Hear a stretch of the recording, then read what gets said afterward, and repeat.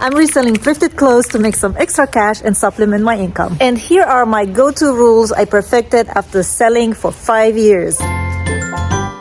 Let's quickly start with number one, because time is money. In this industry, you're always learning, and everyone has their favorite brands, the ones that actually sell. So, knowing your brands saves a lot of time. Learn which brands hold a resale value. For example, luxury brands like Coach, Kate Spade, Gucci, Premium Denim, Mother, Goldie, Frankie B, which is a good one for me, and trendy contemporary brands in general. Make a small reference list to check while thrifting. I mainly started filming Bolo brands thrift hauls because I have so many of my viewers asking me about what brands sell. So when you finish watching this video, go ahead and binge on those 1-minute quick thrift hauls. I'm also finding new brands, which I find so much fun to research. So keep an open mind, and remember, if it feels like quality and the clothing tag looks minimalistic and different, you might have a quality designer piece that you need to research. Check condition carefully. Inspect for stains, tears, missing buttons, worn soles, or broken zippers. Soles rot is the biggest enemy and you have to look out for when you buy shoes. Especially shoe soles damage is very easy to miss, so don't forget to do the bend test. Minor issues can be fixed, but major flaws can kill resale value. There usually are small imperfections that I can fix or small stains that are fixable, so I always carry some Tide wipes, a measuring tape, and a cuticle scissor in my purse when thrifting. Trust me, these tools are essential. Size matters. Popular sizes resell faster. I found that women's sizes 4 to size 20, men's medium to XXL. Shoe sizes in women's 8 to 12 and men's 10 to 13 are more likely to get attention.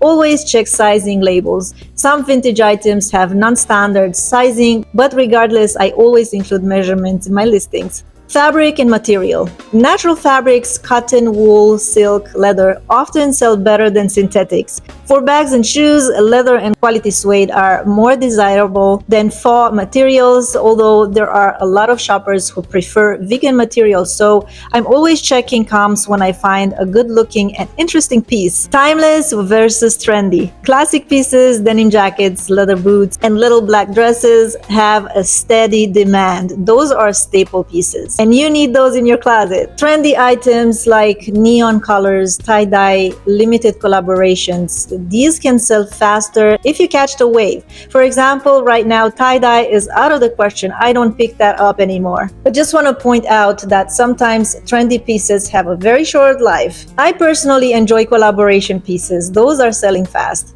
Don't ignore accessories. Scarves, belts, hats, jewelry, and handbags often have high resale value potential with minimal investment, and you don't have to have a lot of space to store it. Small, unique, or vintage accessories can be hidden gems, and I particularly love the fact that storage accessories is way easier than clothing and shoes. Some of them might be small, inexpensive, but bringing in so much profit. Check authenticity, especially for designer bags, shoes, and watches. With Poshmark is easy because if you have an item that costs over $500 and it's a designer items, it goes straight to Poshmark for authentication, so you can be rest assured that the item is authentic. So especially for designer bags, shoes, and watches, look for logos, serial numbers are really important, and quality and craftsmanship.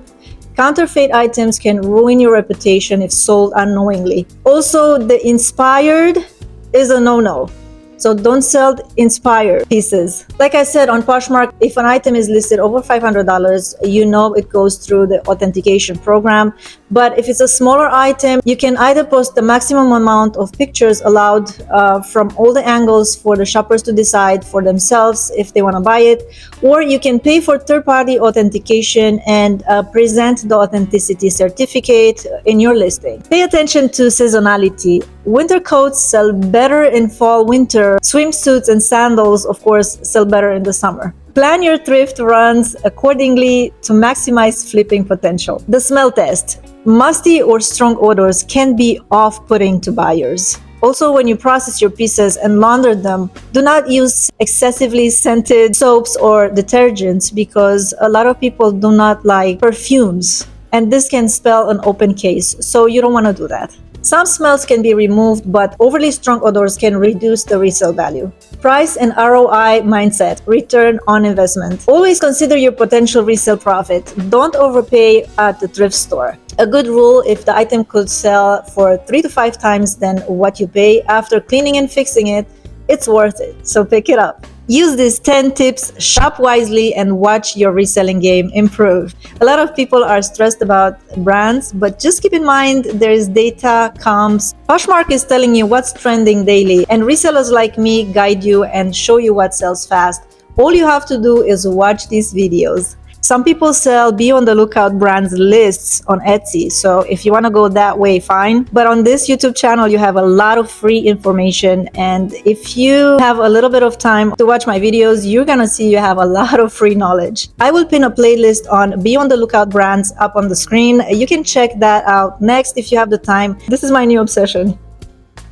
If you enjoy the free knowledge, the tips and tricks for Poshmark reselling, please subscribe and like, and I will post more content for you. Thank you so much for watching, and I will see you next time.